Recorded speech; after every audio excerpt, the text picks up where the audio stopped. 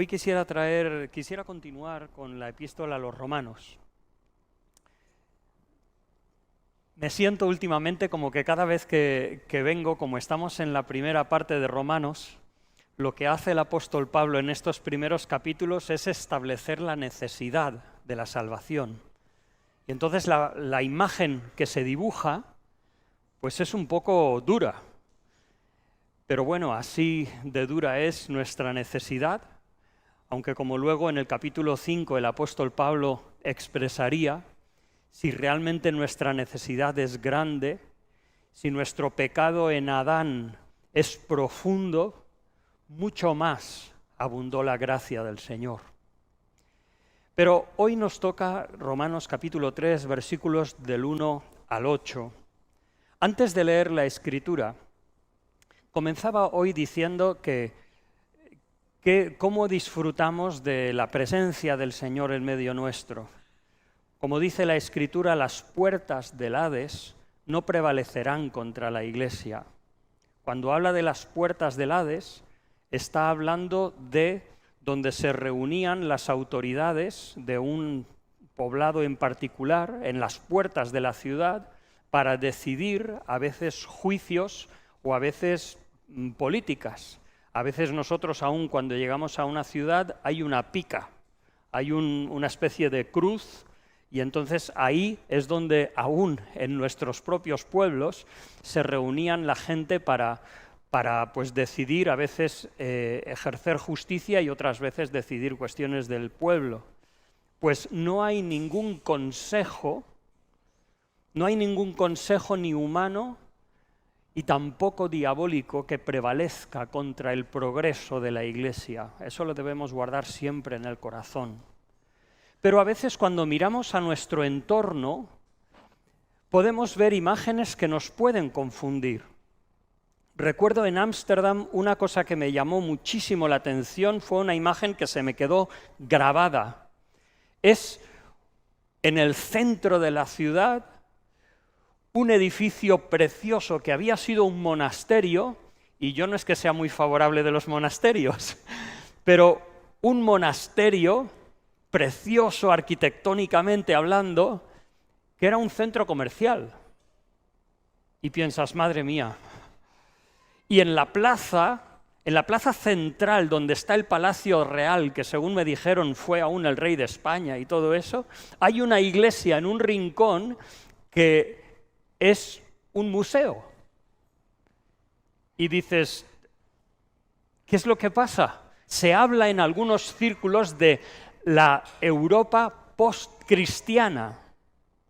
¿Está el cristianismo en decadencia? Yo creo que no. Pensamos igualmente, por ejemplo, las iglesias de Asia que leemos en Apocalipsis, la iglesia de Pérgamo, Tiatira, Éfeso, ¿dónde están hoy en día? En algunos de esos sitios no hay nada, apenas unas ruinas o ni siquiera eso. ¿Es que la iglesia está en decadencia? Yo creo que no. Por una parte, decir que no nos tenemos que quedar perplejos, no debemos dejar que eso nos turbe. ¿Por qué? Porque aún estando el Señor Jesucristo pisando esta tierra, existían una diversidad de perspectivas como los fariseos, los saduceos, los herodianos, los ebionitas, los ancoritas, etcétera, etcétera, esenios. Existían diferentes perspectivas del judaísmo y algunos mostraban claras muestras de decadencia. Podríamos decir quizás que a lo mejor es un patrón del ser humano, que nosotros, nuestra naturaleza pecaminosa, nos lleva a distorsionar las cosas. Y cómo es cierto que en los primeros siglos, aunque hacía poco tiempo que habían escuchado de los propios apóstoles, pero quizás podría ser porque no tenían el texto de la Escritura tan accesible, quizás por la tentación de un imperio que les favoreció. Pero vemos en los primeros siglos del cristianismo que realmente la Iglesia se desvirtuó y realmente se convirtió en una institución imperial más secular que otra cosa. Podríamos decir también que en nuestro siglo, hablando de este ejemplo de Ámsterdam, de nuestro tiempo contemporáneo, que la Ilustración, la época de la Ilustración, siglo XVII, XVIII en adelante, con todos los adelantos de la ciencia, la teoría de la evolución, etcétera, etcétera, ha sido una erosión en la cultura que llamaríamos judeocristiana.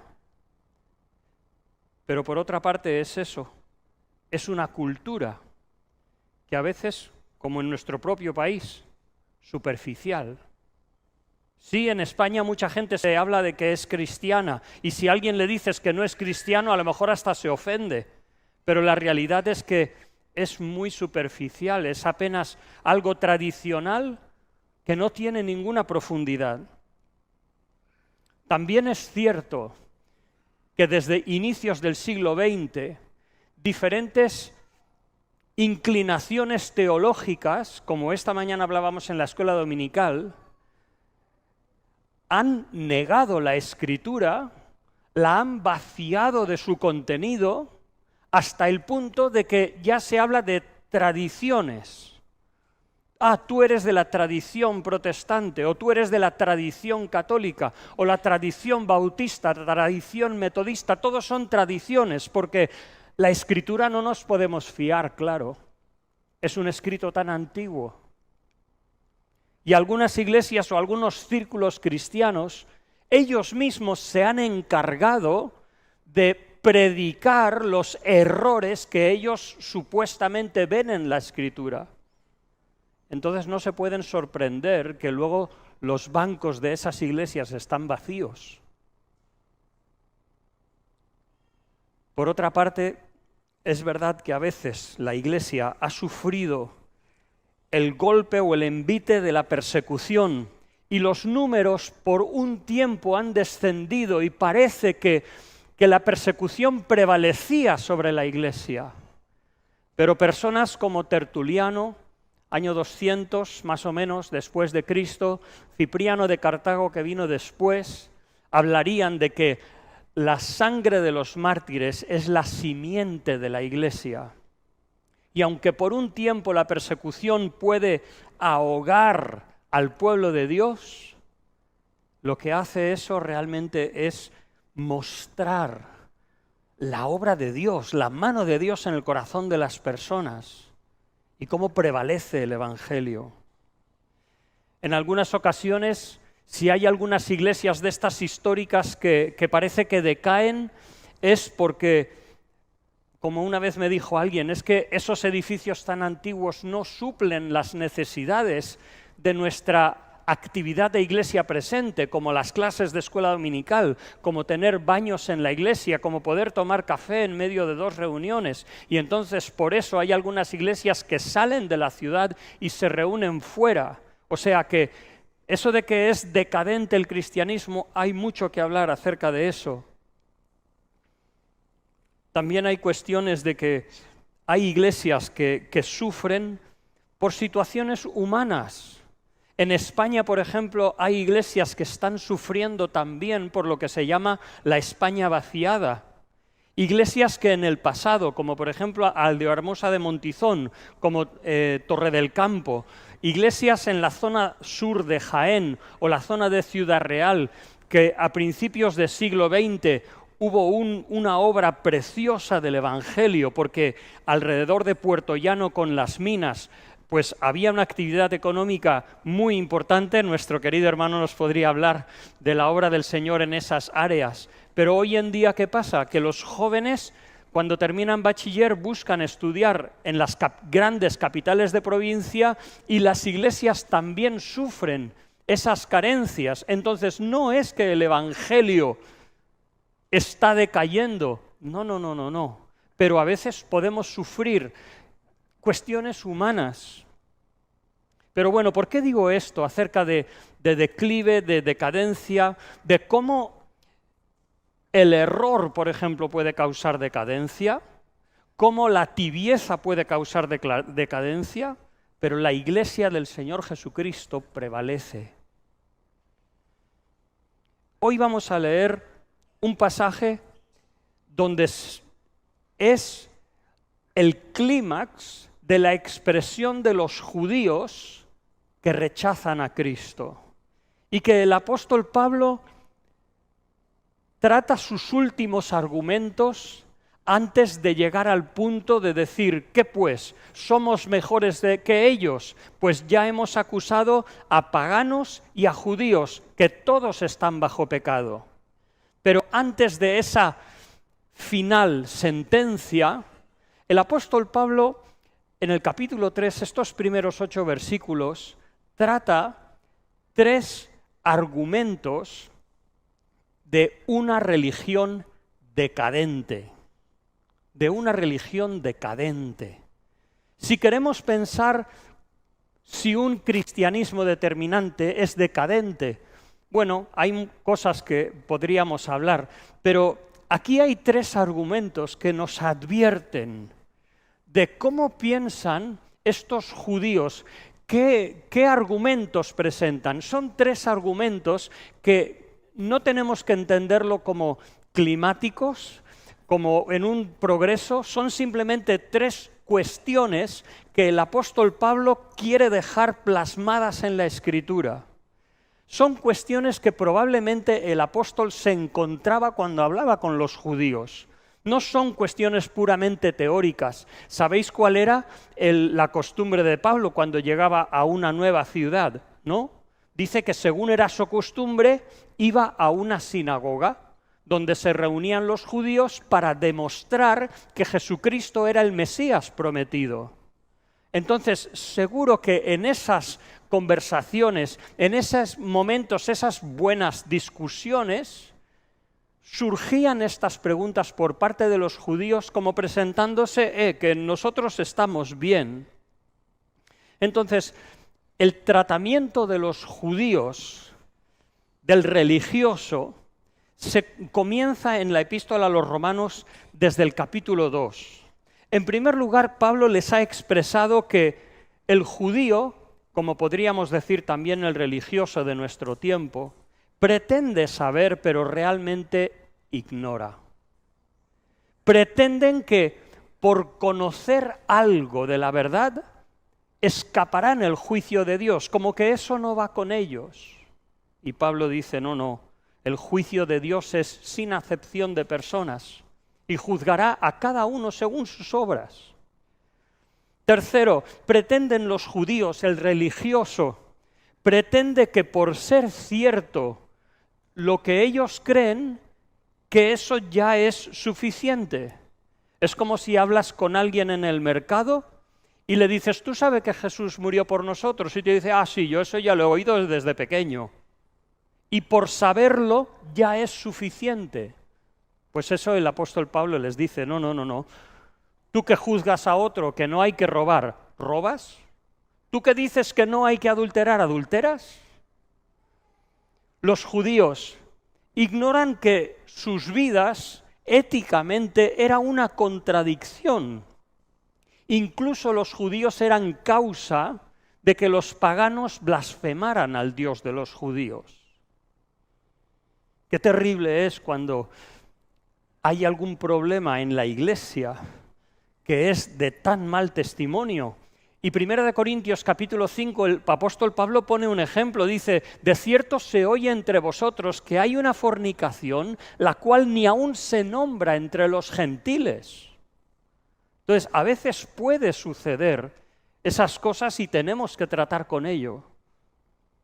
Los judíos ignoraban que la medida de la justicia es la justicia de Dios y una justicia que nace del corazón y que no tiene que ver con si se circuncidan o si conocen la ley.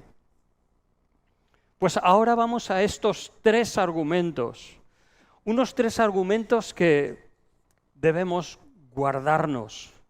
Son argumentos que, por una parte, buscan una justificación de circunstancias, pero que de ningún modo aportan soluciones. ¿Te has encontrado alguna vez con alguien que te dice cosas y solamente te plantea problemas, pero no te plantea una solución? Eso es un problema, lo veremos aquí.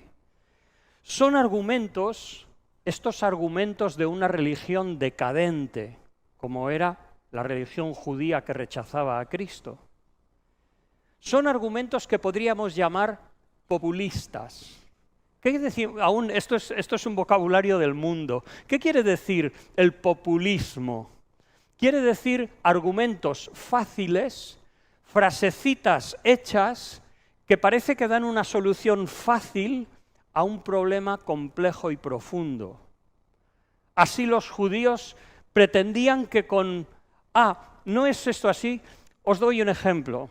Una vez en la mili le dije a un chico que decía que era creyente, y le dije, hablando de que si tú te casas como creyente, que amas al Señor y buscas al Señor, pues buscarás casarte con una esposa pues que es afín a ti en la fe.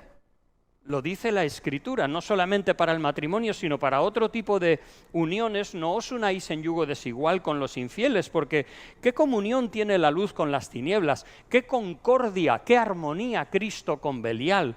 ¿Qué tiene en común? ¿Qué participación el templo de Dios y el templo de los ídolos? Entonces, un matrimonio donde uno quiere consagrar su vida a Dios y el otro quiere vivir su vida, evidentemente van a tener problemas. No agrada a Dios. Y yo se lo decía esto a un amigo mío y me decía, pues si tenemos que decir si tenemos que hacer lo que dice Pablo, ni siquiera nos casaríamos.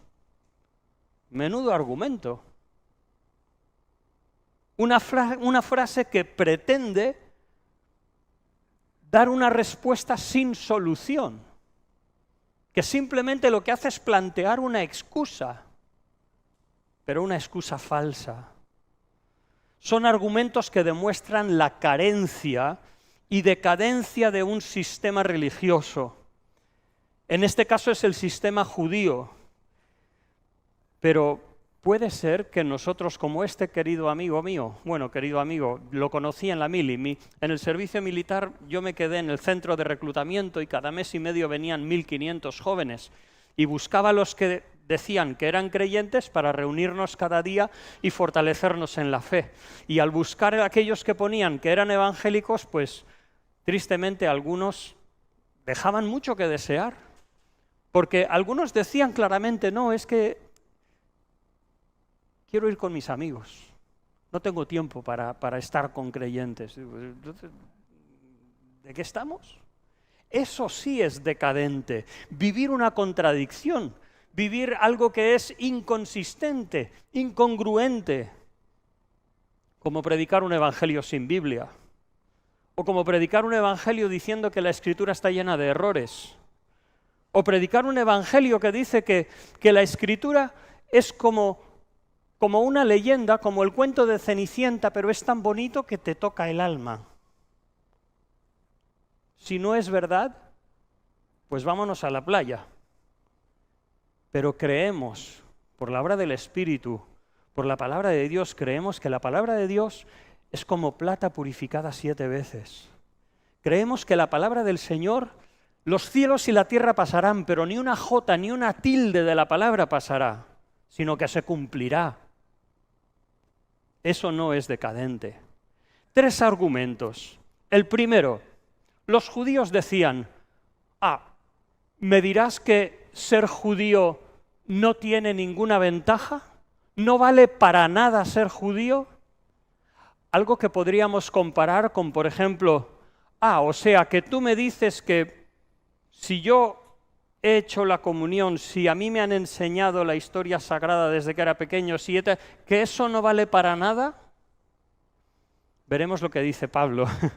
Segundo argumento, esto a lo mejor lo has oído. Las cosas son así. La realidad manda. Por mucho que digas, la verdad es lo que es. Y si no, mira a la experiencia humana. Y el tercer argumento, Dios será glorificado haga lo que haga, ¿no? Así que, ¿por qué preocuparme? Aun si hago mal, Dios va a ser glorificado. Ese tipo de argumentos no provee ninguna solución, no provee ninguna vida, lo único que hace es excusarse para no hacer nada. Y es una muestra de la decadencia donde estaban los judíos y cualquier sistema religioso que exprese estos argumentos. Dejarme leer el pasaje. Dice el apóstol Pablo: ¿qué ventaja pues tiene el judío? ¿O de qué aprovecha la circuncisión? O sea, ¿vale para algo ser judío?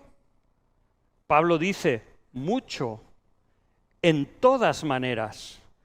Primero, ciertamente que les ha sido confiada la palabra de Dios. Segundo argumento, pues ¿qué? Si algunos de ellos han sido incrédulos, ¿su incredulidad habrá hecho nula la fidelidad de Dios? Y Pablo responde, de ninguna manera, antes bien sea Dios veraz y todo hombre mentiroso, como está escrito, para que seas justificado en tus palabras y venzas cuando fueres juzgado. Explicaremos esto. Y si nuestra injusticia hace resaltar la justicia de Dios, ¿qué diremos? ¿Será injusto Dios que da castigo? Y dice Pablo, hablo como hombre. O sea, estos son argumentos humanos que simplemente pretenden exponer excusas, pero no proveen ninguna solución. Y todos esos son vacíos. ¿Cuál es la solución? Reconocer nuestro pecado y arrepentirnos, como deseamos hacer y hemos visto antes. El apóstol Pablo dice, ¿y por qué no decir, como se nos calumnia y como algunos cuya condenación es justa, afirma que nosotros decimos, hagamos males para que vengan bienes? O sea, si Dios es tan lleno de gracia, pues vamos a pecar porque así nos mostraremos la gracia de Dios. Primer argumento.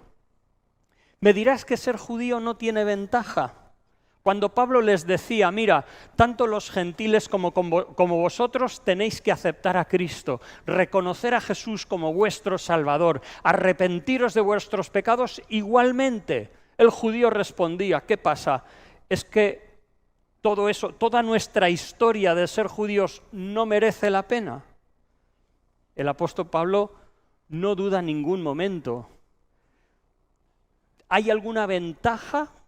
Pablo dice dos cosas, muchas, o podríamos traducir numerosas, y en segundo lugar, en todas maneras, o sea, extendiéndose a todas las relaciones de la vida. Y Pablo dice, primeramente, que luego no habrá segundo, tercero y cuarto, pero es una forma de expresarse que ya vimos en el capítulo 1, versículo 8, porque Pablo va a dar algunos argumentos como muestra, y dice mucho. Ciertamente les ha sido confiada la palabra de Dios. Esta palabra confiada se les ha estimado como para confiarles un depósito. O sea, ¿tiene alguna ventaja? Claro que sí. O sea, es lo mismo que hoy. Si alguien dice, por ejemplo, ay, yo soy un buen católico romano, que trato de hacerlo mejor, que busco y tal, y nos pregunta, ¿tiene eso algo de bueno? Pues bueno, mejor que no haber oído nunca de Jesucristo. Algo sabes, algo has oído, pero significa que porque tu cultura te ha dado alguna noción de Dios, que ya no tienes necesidad de Dios. De ninguna manera. Alguien que puede decir, no, yo es que, mira, en la iglesia evangélica soy ya cuarta generación de creyentes. Soy bisnieto de colportores. ¿Tengo alguna ventaja? Sí. Puedes pensar en el testimonio fiel de tus padres, tus antecesores, pero ¿significa por eso que ya no tienes que aceptar a Cristo? ¿Que ya no tienes que arrepentirte de tus pecados? No. No. ¿Qué ventaja? Sí, quizás en muchas maneras, de muchas formas, puede afectar a tu vida, pero lo que Dios pueda dar en tu entorno, en tu cultura o en tus circunstancias, no quita de que tú personalmente tienes que arrepentirte de tus pecados. Dios no tiene nietos, ni sobrinos, ni primos, solo hijos. Hijos engendrados por la palabra de Dios. Hijos que el Espíritu Santo ha llamado por diferentes avenidas. El hijo pródigo fueron las algarrobas de los cerdos, que le hizo recordar al hijo pródigo que en su casa había abundancia de pan. Y hay personas que comenzarán su caminar hacia Dios de sitios insospechados, cosas diferentes, pero llega un momento que dice la Escritura, el apóstol Pedro dice que somos renacidos no de simiente corruptible, sino de incorruptible, por la palabra de Dios. Entonces llega un momento que la palabra del Señor germina en tu corazón, va edificando convicción de pecado hasta el momento que te arrepientes y tú como ser individual naces de nuevo y eres adoptado como hijo por Dios. Entonces, ¿tiene ventaja ser judío? Sí, les ha sido depositado los oráculos, digamos, los oráculos de Dios, las palabras de Dios, no solamente meras palabras, sino la revelación de Dios. Pero eso no le quita su responsabilidad. Segundo argumento, las cosas son así. El judío, poquito cínico quizás, materialista, próspero, consciente de que su cultura era superior en algunas facetas a la de las naciones vecinas, dice, ¿tú ves al pueblo de Israel? ¿Ves que el pueblo de Israel en general ha aceptado ese Mesías que tú dices? Entonces, como la mayoría de judíos no lo han aceptado, quizás es que no es tan cierto como pretendes. Eso es el argumento de los judíos. Si las cosas son así, o sea, a lo mejor es que si realmente es el rey de los judíos, si es lo que la promesa que Dios dio en Génesis a Abraham, a Moisés, a los profetas, ¿tú lo ves? Alguien nos podría decir lo mismo. Vosotros pensáis que tenéis la verdad si sois muy poquitos, si no tenéis grandes medios. Es verdad, pero tenemos la palabra del Señor. Nosotros no es que tengamos la verdad absoluta, pero decimos, mira, si lo dice la Escritura lo creo y si no lo dice, no. Entonces, tanto lo que yo diga como lo que tú, el filtro es la palabra de Dios. Dice Pablo, si algunos de ellos han sido incrédulos, y este sido incrédulos habla de un momento específico, probablemente habla o ya sea del rechazo del Señor Jesucristo o el rechazo a la predicación del Evangelio. El rechazo de los judíos ¿habrá vaciado de efectividad la palabra de Dios? De ninguna manera. Y aquí Pablo dice algo que a mí me sorprende. Dice, antes bien, sea Dios veraz y todo hombre mentiroso. ¿Qué quiere decir? Que si todo el mundo fuera incrédulo a lo que Dios dice, eso no alteraría que lo que Dios dice es verdad y que el hombre había creído una mentira. Entonces, cuando alguien te venga y te diga, lo que tú crees, lo creen tan poquitos que no merece la pena. ¿No? La Biblia dice, sea Dios veraz y todo hombre mentiroso. No nos importan los números, no nos dejamos llevar por cuántos seguidores tiene cierta religión. Lo que nos importa es si la fe está bien arraigada en la palabra de Dios, que entendemos que es el aliento de Dios. Es como dice Hechos 1:16, el Espíritu de Dios hablando por boca de los autores bíblicos. La incredulidad de nadie nunca puede dejar sin efecto la palabra de Dios, nunca puede vaciar de contenido la palabra, nunca puede quitarle la eficacia a la palabra de Dios. Si Dios dijo, será. Pablo responde y dice,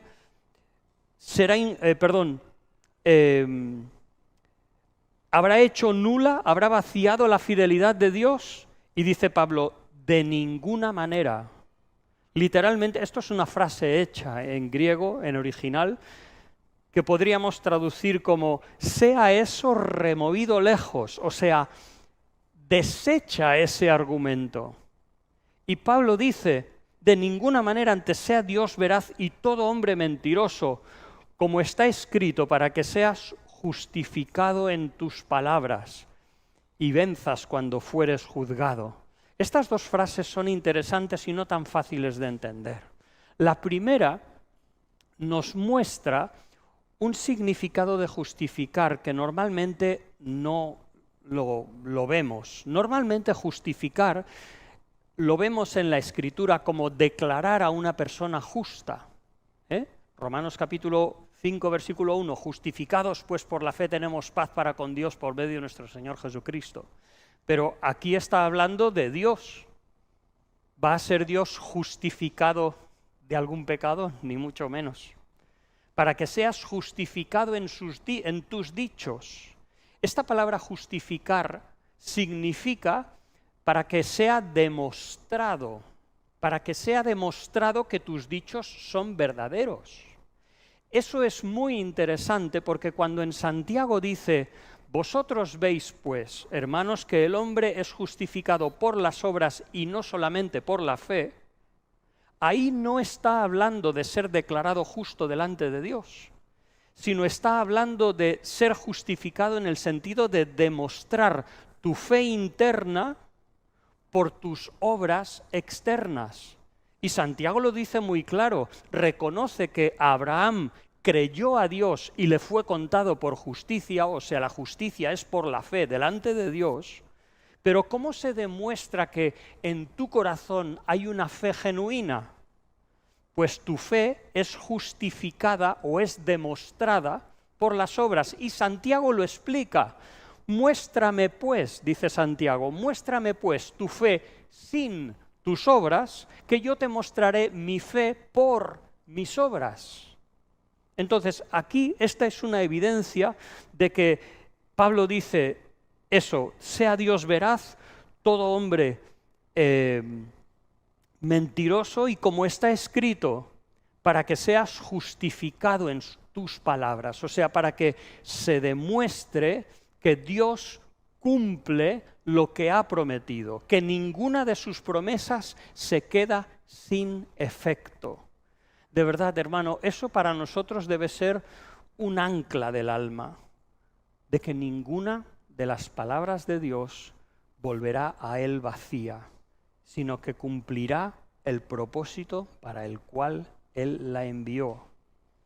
Y las promesas de Dios no siempre son que Dios va a bendecir, Dios va a bendecir. A veces las promesas de Dios es, si haces el bien, te bendeciré, y si desobedeces, trataré contigo y te castigaré. La palabra del Señor siempre se cumple. Y la segunda frase dice, la primera, para que seas justificado en tus palabras y venzas cuando fueres juzgado, o cuando alguien te plantea un juicio, se compruebe tu causa. Entonces, cuando al final de los tiempos se compruebe la causa de Dios, se demostrará que Dios ha sido justo y que ha cumplido su palabra.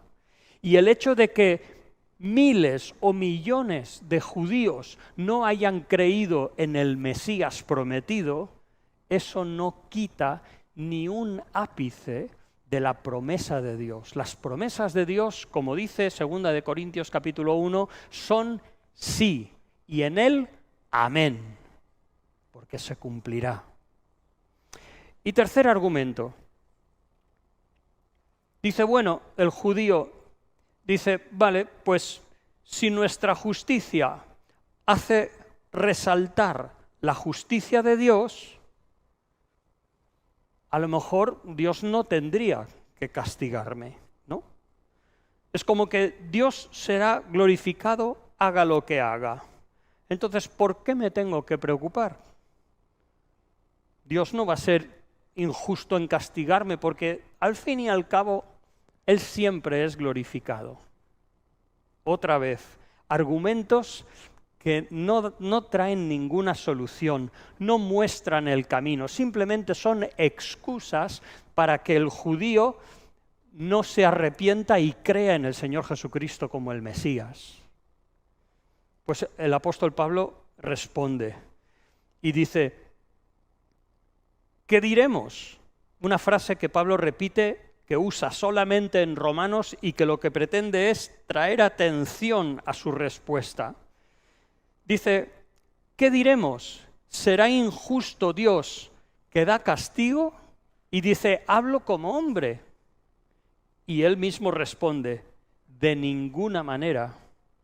De otro modo, ¿cómo juzgaría Dios al mundo? O sea, ¿qué diremos? Trayendo esa atención, Dios, si infringe castigo, es justo. El argumento realmente es una contradicción en sí misma. ¿Alguien te ha dicho alguna vez este maravilloso, entre comillas, argumento que dice, ¿podría Dios levantar una piedra? No, perdón, ¿podía Dios crear una piedra más grande de lo que pudiera levantar? Es una contradicción en sí mismo. Es como decir, ¿podría un ser humano ser tan ignorante que lo supiera todo? Es una contradicción.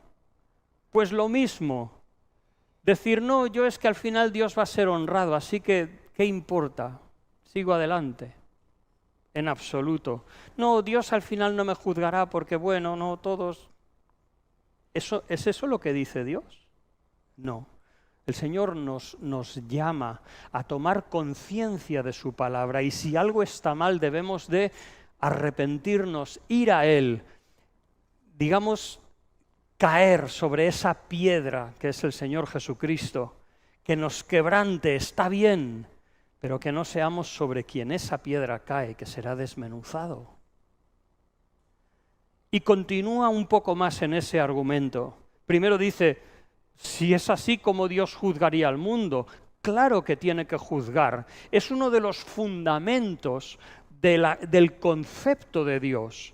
Hebreos capítulo 11, cuando dice, el que tiene fe es necesario que crea que hay Dios y que es galardonador de los que le buscan. O sea, que hay un Dios personal y que ese Dios personal tiene unos baremos de lo que es justicia y lo que es injusticia.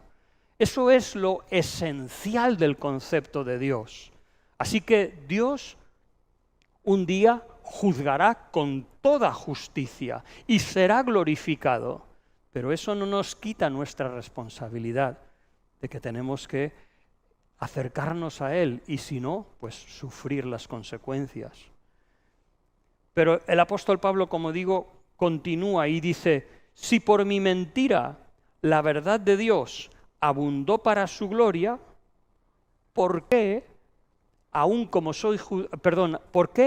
soy juzgado como pecador? Y dice, ¿por qué no decir como se nos calumnia? La palabra en griego, ¿sabéis más griego del que pensáis? ¿Sabéis qué palabra hay detrás de calumnia? Blasfemia. Dice, ¿por qué no decir cómo se nos blasfemia o se nos calumnia, se nos insulta? Y como algunos, y Pablo dice, cuya condenación es justa, afirma que nosotros decimos, y esta palabra decimos es más profesamos. Le acusaban a Pablo ¿de qué? De decir, hagamos males para que nos vengan bienes. ¿Qué predicaba Pablo? Por la fe en el Señor Jesucristo eres salvo, no por las obras. ¿Qué predicaban los judíos? Para ser salvo tienes que hacerte prosélito, circuncidarte, guardar la ley, guardar los meses, las ceremonias, los ritos, y Dios tendrá misericordia de ti. Entonces los judíos, ¿qué le decían a Pablo? Tú lo que estás predicando es vivir como quieras porque crees en Dios y ya Dios se ocupará de eso. Eso era un insulto, era una calumnia, porque no era así. ¿Diremos hagamos males para que nos vengan bienes? De ninguna manera, de ninguna manera, de ninguna manera. En primer lugar, esto era como decir, este argumento era como el siervo malo y negligente, cuando dice que recibió un talento y dice, conocía, Señor, que eres hombre duro, que siegas donde no sembraste, recoges donde no esparciste, tuve miedo, escondí el talento en tierra, aquí tienes lo que es tuyo. ¿Y qué le dice el Señor? Siervo malo y negligente, sabías que siego donde no sembré, que recojo donde no esparcí, por tanto debías haber dado mi dinero a los banqueros. Y dice al siervo inútil, este es un siervo el que busca excusas para no hacer lo que Dios dice. Es una inutilidad, una falta de responsabilidad.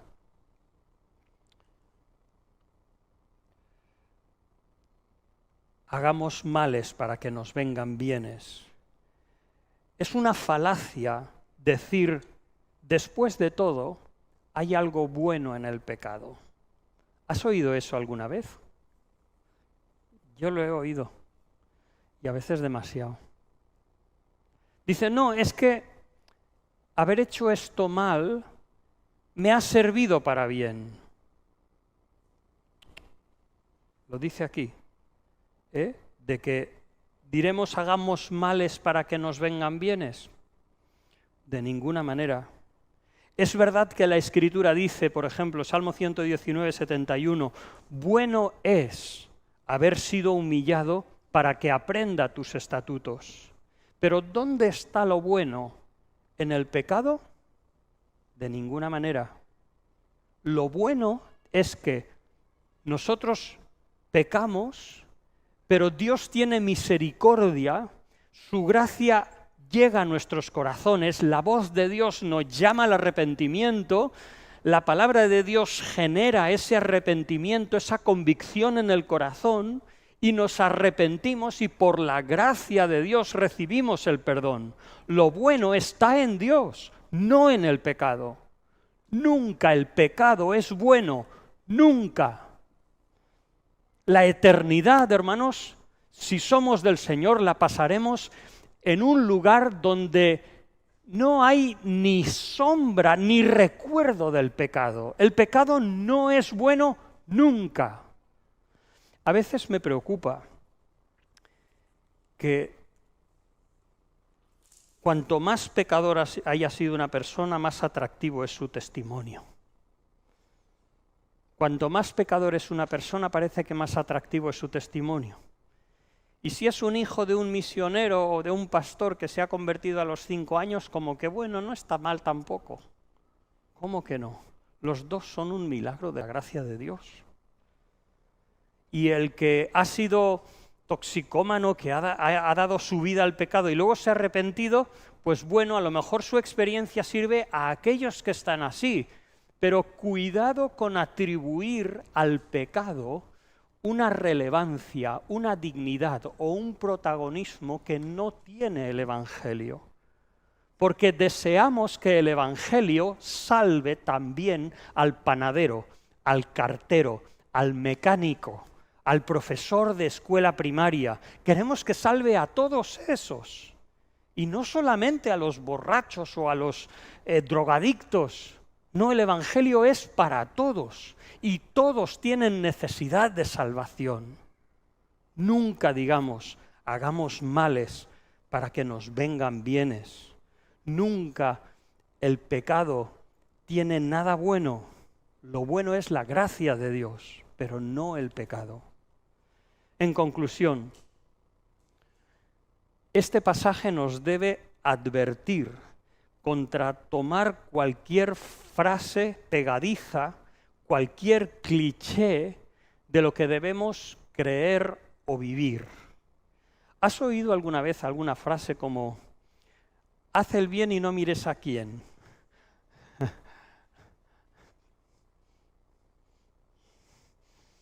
Bueno, no está mal. El amor bien entendido empieza por uno mismo. ¿Sabes lo que decimos? Isaías 8:20. A la ley y al testimonio. Y si no dicen conforme a esto, es porque no les ha amanecido. Las frases bonitas de las postales, de los pósters, de las frases, cuidado con ellas. En la medida que reproducen la Escritura, en esa medida son verdad. Pero cuidado de no dejarnos llevar por esas frases bonitas, porque a lo mejor enfatizan o presentan algo a creer o a hacer que no viene de la Escritura. Nosotros decimos a la ley y al testimonio, y si no dicen conforme a esto es que no les ha amanecido. Así de importante es la palabra de Dios para nosotros. Debemos ir con cuidado que aún cosas correctas no se tuerzan para nuestra conveniencia. Como alguien dijo, tú puedes leer o yo puedo leer la Biblia o como Satanás o como Jesús. Satanás también lee la Biblia, ¿eh? Le dijo al Señor, di a estas piedras que se conviertan en pan. O le dijo, dice, échate del pináculo del templo, échate abajo. Porque dice la Escritura, a sus ángeles mandará a ti para que no tropiece tu pie en piedra. Lo dice la Biblia. O sea, tú puedes leer la Biblia como Satanás o puedes leerla como el Espíritu Santo la inspiró. Entonces tengamos cuidado de mantener una conciencia limpia, sensible, objetiva, deseando que el Señor nos enseñe y no tratando de ajustar la Escritura a nuestros deseos o a salirnos con la nuestra. En conclusión, ¿qué es lo que estaba intentando hacer Pablo? Hablar a sus compatriotas para que entendiesen que todos esos argumentos que les excusan eran falsos. ¿Qué sostiene tu fe? ¿Qué sostiene la mía? Espero que lo que sostiene nuestra fe son columnas fuertes de la palabra de Dios. Son versículos que has leído, a lo mejor memorizado, y que en momentos difíciles, o como dice Efesios 6, en el día malo, porque hay un día que es especialmente malo, y en el día malo tú te abrazas a esa columna, ese versículo de la palabra del Señor, que tomándolo de una manera hasta donde nosotros podemos entender, es lo que Dios nos dice. Y nos abrazamos a eso y decimos, Señor, el mundo puede estar en contra de ti, pero sea Dios veraz, todo hombre mentiroso. Me aferro a tu palabra porque sé que al final se probará que tu palabra es fiel. Que el Señor nos ayude y nos libre de cualquier excusa o cualquier distorsión de su palabra.